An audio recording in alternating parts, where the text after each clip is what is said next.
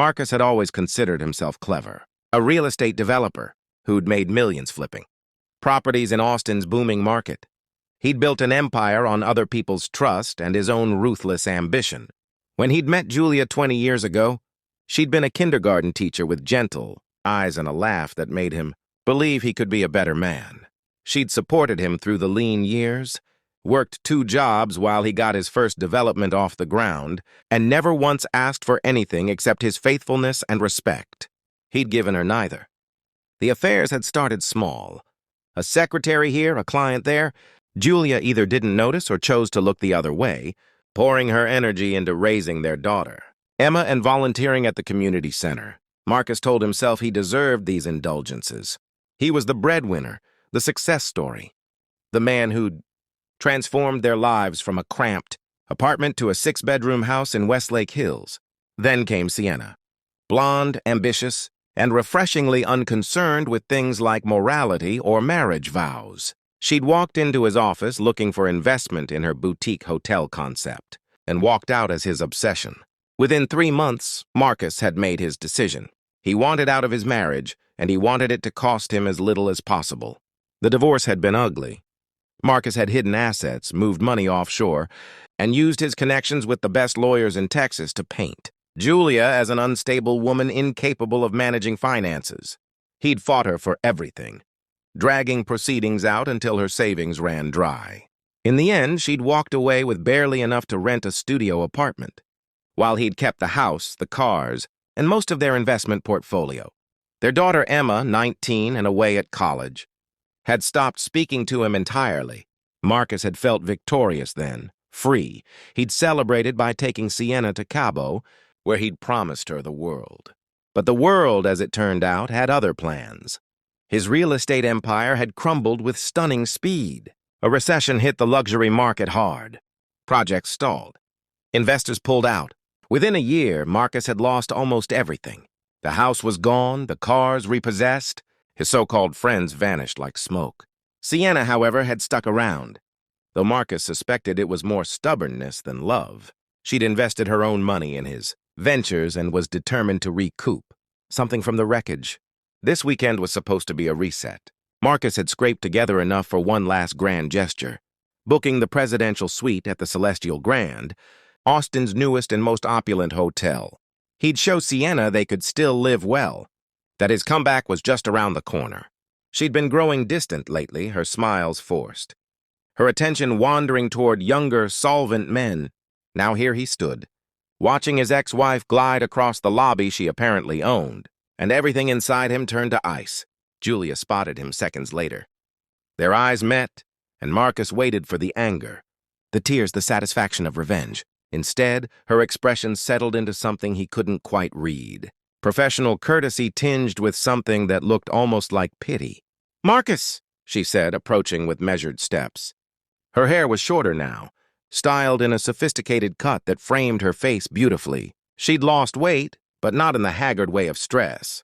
She looked healthy, confident, radiant even. "I heard you'd made a reservation. Welcome to the Celestial Grand." Sienna appeared at his elbow, designer luggage trailing behind her. "Baby, is there a problem with check-in? I really need to get to the spa before—" She stopped mid-sentence, her social media influencer instincts apparently sensing a shift in the atmosphere. "No problem at all," Julia said smoothly.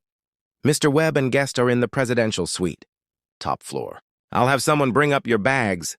She gestured to a waiting bellhop, who moved forward efficiently.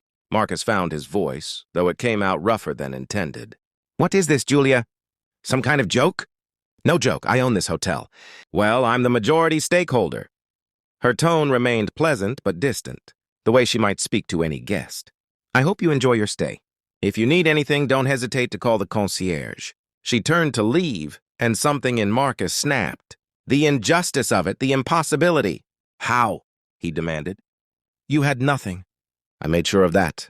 The lobby had gone quiet, other guests pretending not to listen while hanging on every word.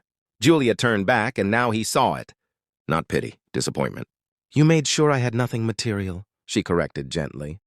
"But you couldn't take away what actually mattered.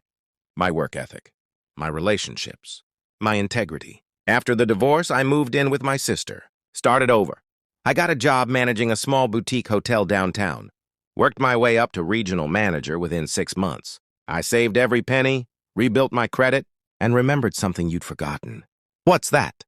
People. You spent 20 years burning bridges, Marcus. Using people and tossing them aside. I'd spent 20 years building connections, helping where I could, treating people with basic human decency. When I needed help, when I had a business plan for this hotel but needed investors, 37 people came forward. Former students I'd taught, teachers I'd worked with, parents from Emma's school, even some of your former employees who'd watched. You throw them away when projects went south. Marcus felt something crumble inside him. So this is revenge? Humiliating me?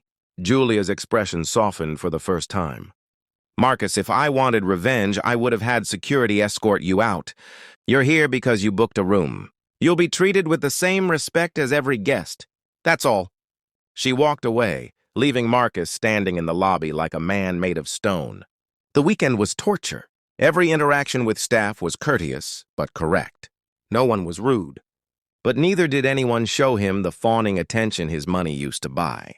Sienna spent most of her time at the pool, flirting with a tech entrepreneur who actually owned a yacht. Marcus wandered the hotel floors, seeing traces of Julia everywhere. Photos of the development process in the hallways, her vision statement framed in the business center, employee testimonials praising her leadership. On Sunday morning, he found himself in the hotel's chapel-like meditation room, staring at a simple wooden cross. He wasn't religious, hadn't been in years, but something drew him there. The quiet, the absence of pretense. Julia found him there an hour later. "I thought you'd checked out," she said, hovering in the doorway. "Soon." Marcus's voice was hollow. I need to understand something. Why didn't you destroy me?" "You could have. You had every right." Julia entered slowly, sitting in a chair across from him. "Because destruction doesn't heal anything, Marcus. When you left, when you took everything, I was devastated, furious. I wanted you to suffer the way you'd made me suffer. But my sister said something that changed my perspective. She asked me what I wanted my life to look like in 5 years. Did I want to be consumed by bitterness? Or did I want to build something meaningful? So you chose this, success, rubbing my face in it." "No." Her voice was firm now. "I chose purpose. This hotel employs 63 people, most of them single parents or people getting a second chance. We partner with 3 homeless shelters to provide job training. 20% of our profits go to educational scholarships. This wasn't about you, Marcus. It was about creating something that actually helps people." Tears Marcus didn't know he could still cry burned his eyes. "I've lost everything." "No, you've lost things, money, status, there's a difference." She paused, seeming to wrestle with something. "Emma's coming for lunch today. I won't tell her you were here. But Marcus, if you want to rebuild your life, really rebuild it, you need to start with her. Apologize. Mean it. Ask for nothing in return. She won't forgive me. Maybe not. But you'll have tried. You'll have done the right thing for once, not because it benefits you, but because it's right." Julia stood, smoothing her skirt. "Your bill has been settled. Consider it a gift. Not for you, for the man you might still choose to become." She left him there, alone with his thoughts and the weight of his choices. Marcus checked out quietly, Sienna already gone with her new prospect. He drove his aging sedan through Austin streets, past the construction sites he'd once commanded, past the house where Julia had raised their daughter while he'd chased. Hollow victories. He pulled into a coffee shop, ordered something cheap, and pulled out his phone. Emma's number sat there, unused for over a year. His finger hovered over the call button. Some bridges couldn't be rebuilt in a day. Some wounds took years to heal. But Julia had shown him something he'd forgotten in his decades of taking and using and discarding. The only thing that truly lasted, the only currency that mattered, was how you treated people when you had nothing to gain from their humanity. Marcus pressed call.